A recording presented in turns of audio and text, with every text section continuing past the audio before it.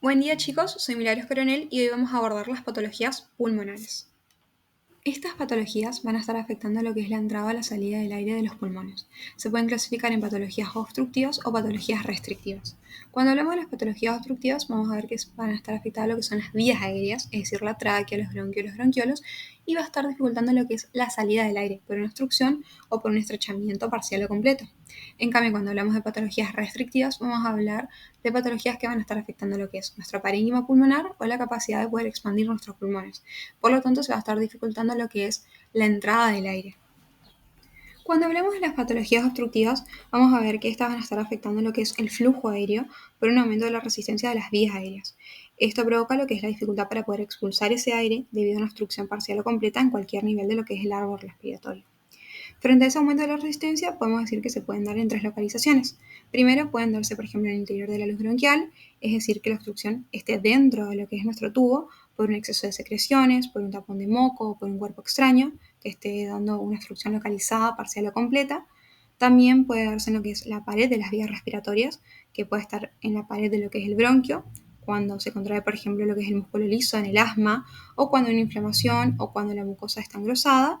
Y también podemos ver en lo que es la región peribronquial, es decir, una obstrucción que puede venir desde afuera, en la región que va a estar rodeando lo que es el bronquio. Por ejemplo, por adenopatías, por tumores, por edemas que van a estar comprimiendo lo que es nuestro tubo, o sea, nuestro bronquio desde el exterior.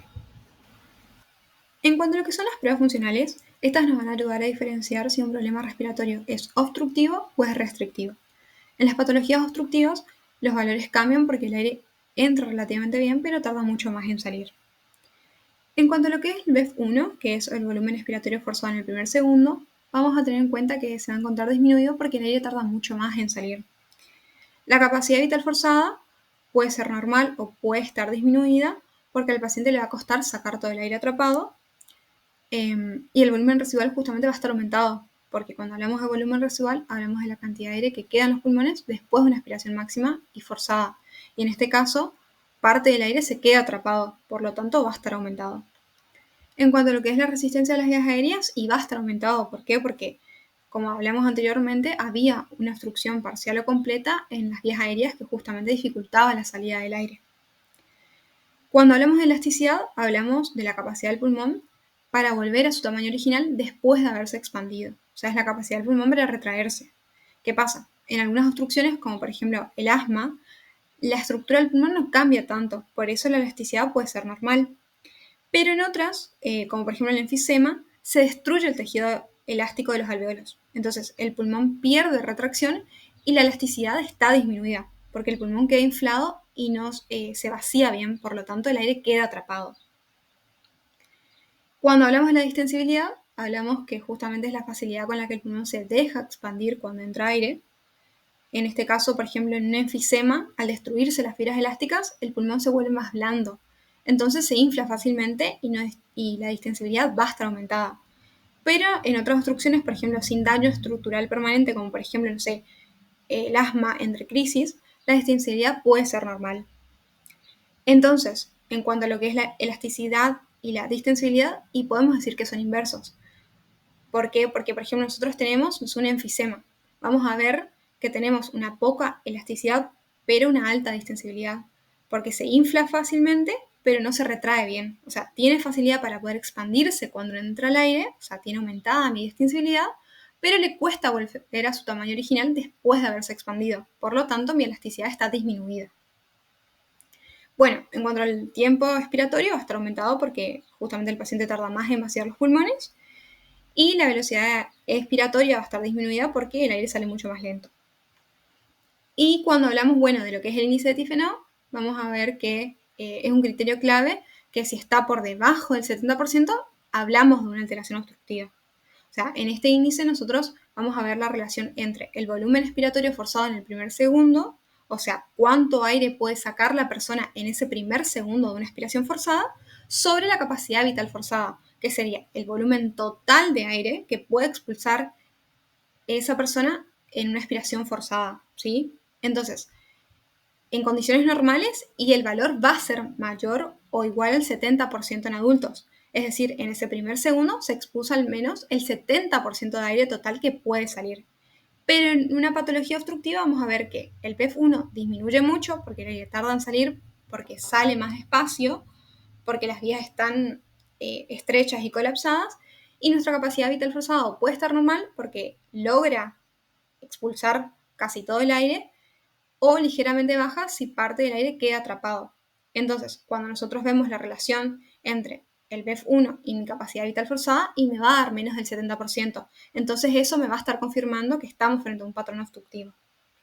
Entonces, vamos a ver que justamente en las obstrucciones el problema principal es la salida del aire, o sea, el paciente expulsa el aire más despacio, con menor velocidad y queda aire atrapado en los pulmones. Y eso es justamente lo que se va a evidenciar en estas pruebas funcionales. Como ejemplo característico de lo que son las patologías obstructivas, tenemos al EPOC, que es una enfermedad pulmonar obstructiva crónica. Se puede dar por la bronquitis crónica y el enfisema, ambos conformando un trastorno mixto, o cada uno puede desarrollar la patología por separado. En el enfisema vamos a ver que hay un aumento del tamaño irreversible de los espacios aéreos distales al bronquiolo terminal con una destrucción de sus paredes. Es decir, las paredes alveolares que separaban un alveolo del otro se rompen y como consecuencia varios alveolos pequeños se unen y forman un espacio mucho más grande. Y como el tejido se destruyó ya no vuelve o no puede volver a la normalidad, por eso decimos que es irreversible. Y eso provoca lo que son problemas en el intercambio gaseoso. ¿Por qué? Porque aunque parezca que hay mucho más aire, porque decimos, bueno, hay espacios mucho más grandes, en realidad hay menos superficie de intercambio entre el aire y la sangre, porque hay menos superficie de contacto. Por lo tanto, hay menos oxígeno que entra y menos dióxido que sale. Y eso va a causar justamente una dificultad en el intercambio de los gases. En cuanto a lo que es la clasificación de los tipos de enfisema, lo vamos a hacer según la porción que se encuentra afectada. Cuando hablamos, por ejemplo, de un enfisema centroacinar, vamos a ver que la porción central del acino es la que está afectada, principalmente, por ejemplo, los bronquiolos respiratorios. Si hablamos de un enfisema panacinar, vamos a ver que se va a encontrar afectada uniformemente todo el acino. Si hablamos de un paraseptal, está afectando principalmente la parte más distal del acino, por ejemplo, zonas adyacentes ya a la pleura. Y si hablamos de un irregular, van a haber áreas del acino que van a estar afectadas, pero de forma desordenada. En cuanto a lo que es la fisiopatogenia, vamos a tener en cuenta que los factores desencadenantes van a ser el tabaquismo o los contaminantes atmosféricos, más la predisposición genética. Porque algunas personas, por ejemplo, tienen deficiencia congénita de la alfa-1 antitripsina, que es una antiproteasa, por lo que tienen una falta de protección y los pulmones son mucho más vulnerables. La combinación de estos factores aumentan mucho lo que es el riesgo del enfisema y pueden desencadenar, por un lado, un estrés oxidativo y un daño celular, porque, por ejemplo, los radicales libres del humo del cigarrillo producen un estrés oxidativo en los pulmones y eso van a dañar las células alveolares y al tejido conectivo, induciendo así, por ejemplo, la senescencia y la apoptosis. Además, el daño celular también va a estar activando lo que es el sistema inmunológico y justamente llevando a una inflamación y a una liberación de mediadores, por lo que justamente se van a estar perpetuando la inflamación y esto va a estar manteniendo también un ciclo de inflamación crónica. Y a su vez también se va a dar un desequilibrio de las proteasas y antiproteasas. En este caso, por ejemplo, los neutrófilos liberan enzimas proteolíticas como la elastasa que van a estar degradando la elastina y el colágeno de la pared alveolar. Y normalmente lo que hace la alfa-1 antitripsina es detener estas enzimas. Pero, por ejemplo, en fumadores, el estrés oxidativo constante va a estar inactivando a esta alfa-1 antitripsina. Y también en personas con deficiencia congénita, no hay tampoco suficiente alfa-1 antitripsina desde el inicio, como habíamos dicho, gente que tenía predisposición genética. Por lo tanto, no va a haber una antiproteasa que esté justamente parando a esta proteasa. Y por lo tanto va a haber muchas más proteasas libres que están destruyendo mucho más el tejido alveolar, justamente llevando a la pérdida de la elasticidad pulmonar. Entonces vamos a decir que todo esto va a llevar a lo que es la destrucción de la pared alveolar y vamos a tener un colapso de las vías aéreas pequeñas. ¿Por qué? Porque las paredes alveolares que normalmente mantenían abiertos los bronquiolos ahora ya se destruyeron, entonces los bronquiolos tienden a cerrarse en la aspiración y el aire no logra salir. Y también vamos a tener una disminución de la elasticidad pulmonar. ¿Por qué? Porque las fibras elásticas se rompen. Entonces cuesta mucho más expulsar el aire y el aire queda atrapado, o sea, no sale, por la pérdida justamente de la elasticidad y el colapso de las vías aéreas. Y eso define al enfisema justamente como una patología obstructiva. Y en cuanto a la bronquitis crónica, vamos a ver que es una patología caracterizada por una producción excesiva de moco en lo que es el árbol bronquial, suficiente para causar expectoración durante al menos 3 meses en 2 años consecutivos. Como factores desencadenantes tenemos a lo que es el tabaquismo, que es el más importante, a el aire contaminado y a polvos industriales o químicos. Todos estos que van a estar irritando continuamente en lo que es la mucosa bronquial. Como respuesta del organismo vamos a tener una hipersecreción de moco, debido a que justamente el epitelio bronquial, al verse irritado continuamente, las glándulas mucosas y las células caliciformes van a estar aumentando su tamaño y su actividad, y como defensa van a estar produciendo un exceso de moco en la vía aérea. También vamos a tener que esa irritación constante va a activar al sistema inmune, por lo que vamos a tener una inflamación persistente, porque se van a estar liberando sustancias inflamatorias y radicales libres que van a estar dañando el epitelio y van a estar perpetuando el proceso. Y además vamos a tener que esa inflamación va a llevar a la fibrosis de la pared bronquial. Justamente eso hace que la pared bronquial se engrose y pierda flexibilidad. Y la luz del bronquio queda mucho más estrecha de forma permanente, dificultando aún más lo que es la salida del aire. Y como complicación frecuente tenemos las infecciones, es decir, estas infecciones respiratorias se van a dar por el exceso de moco más la inflamación crónica, que favorece justamente la colonización bacteriana. Entonces va a perpetuar lo que es el ciclo de daño. Y todo esto lleva en sí a lo que es la obstrucción de las vías respiratorias, o sea, el aire no circula bien por exceso de moco y estrechamiento.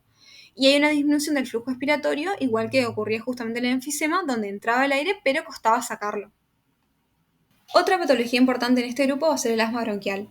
Esta es una enfermedad crónica de las vías respiratorias caracterizada por una obstrucción reversible del flujo aéreo, inflamación crónica y una hiperreactividad bronquial anormal frente a distintos estímulos. Vamos a ver su fisiopatogenia en las imágenes de abajo.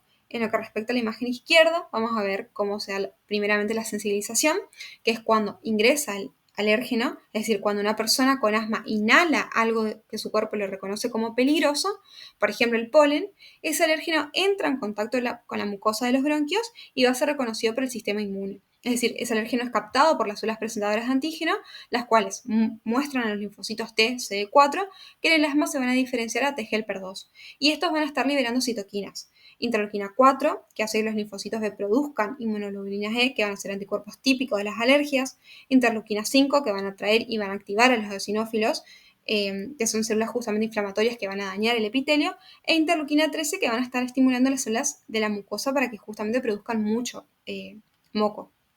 Esa inmunoglobulina E, que dijimos que justamente estaba creada por los linfocitos B, se pega a la superficie de los mastocitos, que van a ser células cargadas de sustancias inflamatorias, y cuando el paciente se reexponga la próxima vez, estos mastocitos justamente directamente ya se van a desgranular, es decir, van a estar liberando esas sustancias inflamatorias, como histaminas, leucotrienos y prostaglandinas. Y vamos a ver justamente esa reexposición en las imágenes de la derecha. En la primera imagen vamos a ver una fase más inmediata, donde ocurre a minutos después de una reexposición, en donde el alérgeno se une directamente a la inmunoglobulina E en la superficie de los mastocitos, activando su desgranulación inmediata. Y vamos a ver que se van a liberar estos mediadores que dijimos que eran las histaminas, leucotrienos y prostaglandinas, y que van a inducir por distintos medios a lo que es la broncoconstricción, el edema de la mucosa y la producción de moco. Y en una fase más tardía, que va a ser en la imagen de la derecha, y va a ocurrir horas después, llegan eosinófilos, neutrófilos y otras células inflamatorias y se van a encontrar perpetuando ya esa inflamación y dañando aún más el epitelio, lo cual mantiene la hiperreactividad bronquial característica del asma, además de la sobreproducción de moco y edema que va a estar justamente contribuyendo a la obstrucción de esas vías aéreas. Y vamos a tener en cuenta que esta fase va a explicar lo que decimos de que el asma no es solo una crisis pasajera, sino que esa inflamación crónica mantenida por los eosinófilos y otras células causa daños estructurales y perpetúa los síntomas, aumentando así lo que es el riesgo justamente de la obstrucción crónica y de la hiperreactividad bronquial. Bueno, y con estas imágenes vamos a diferenciar lo que es la vía respiratoria normal de una vía respiratoria en el asma. En cuanto a lo que es la vía respiratoria normal, vamos a ver un epitelio íntegro y delgado, donde hay pocas células caliciformes y poca producción de moco. También vamos a ver cómo la membrana basal y la lámina propia están delgadas y sin infiltrado inflamatorio, o sea, no se observan células inflamatorias, y vamos a ver cómo el músculo liso presenta un grosor adecuado. A diferencia de la vía respiratoria con asma, donde vemos un aumento del moco en la luz bronquial, o sea, se observa mayor secreción y mayor acumulación, por lo tanto, más células caliciformes y una hipertrofia de las glándulas mucosas. También vamos a ver cómo la membrana basal se encuentra engrosada y con un daño epitelial. También se ve inflamación crónica intensa con un infiltrado de células inmunes. Vamos a ver más eosinófilos, mastocitos, linfocitos, neutrófilos y macrófagos. Y también vemos como el músculo liso está engrosado por una hipertrofia, o sea, por un aumento del tamaño de las células, y por una hiperplasia también, que sería un aumento del número de las células. Entonces vemos como la vía respiratoria en asma presenta un moco excesivo, una inflamación crónica, infiltrados celulares y un remodelado de las paredes que engrosa y obstruye nuestra vía aérea, por lo que justamente dificulta el flujo aéreo. Bueno, eso es todo, muchas gracias y espero que les haya servido.